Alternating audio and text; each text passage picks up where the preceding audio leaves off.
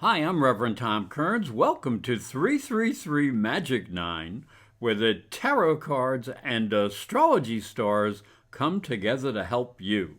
By combining the visual messages of the tarot and the energy of astrology, you can be prepared for the opportunities and the challenges that are coming your way this month.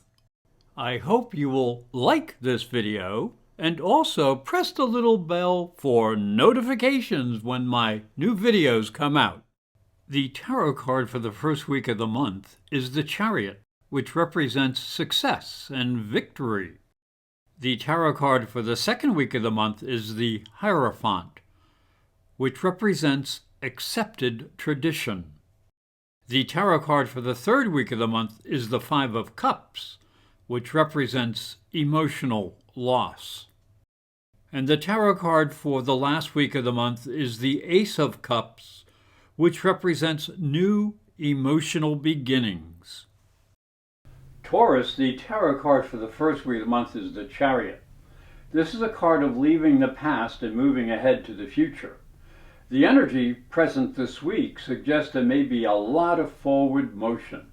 You may be able to see a glimpse into your future potential, and your ability to command ideas may grow.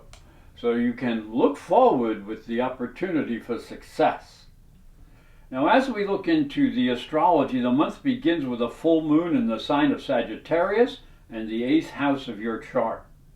Now, it may seem to be a bit counterintuitive to say the month begins, as the full moon is thought to be a time of fullness and completion. But it is also an opposition and represents opposing forces and emotions. And since this opposition falls from the 2nd to the 8th houses, you will need clarity when dealing with money and resources. You may also find emotions are high, so watch your passion and listen to your intuition. Venus will enter Leo and the 4th house of your emotional foundations, adding to your ability to find more pleasure through your home and family. So this may be a good time to have a romantic dinner at home. The tarot card for the second week is the Hierophant. It shows a high priest on a throne of power. It represents the power of tradition and structure.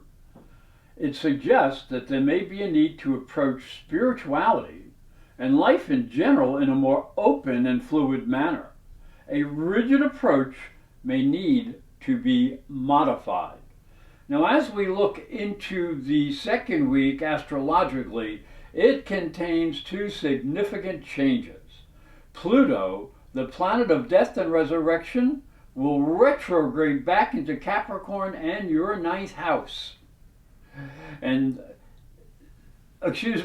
Saturn will also go retrograde in Pisces and your 11th house of associates. Now, Pluto in the 9th house will force you to reevaluate your belief systems and ambitions. You will have to admit any weakness in your understanding of the rules of success and make any major changes that you need to make. Now, Saturn in the 11th house will expose your emotional connections to groups of people and how they may be limiting you. Together, these energies can change your life. Now, Mercury will enter into Gemini, a sign of its power, and will help you clarify and organize your approach to money and resources. You can make money, but you may also spend it as fast as it comes. The tarot card for the third week of the month is the Five of Cups. It shows a despondent man who is not seeing the future. There may be something you sense deep inside that is troubling you, and it's really hurting you on an emotional level. You may be feeling loss or a personal disappointment. This may be a good time to let go of the past and look into a new direction, because there is a bridge to the future here and a castle in the distance. That's a pretty good thing. Now, as we look into the astrology, the third week begins with a new moon in your second house of resources. Now, this is an interesting placement, for you may become much more aware of your money, your ability to earn more, and the need to budget so you can buy what you need. You may invest in classes or new technical equipment. This is a good time to polish your talents so you have a brighter future.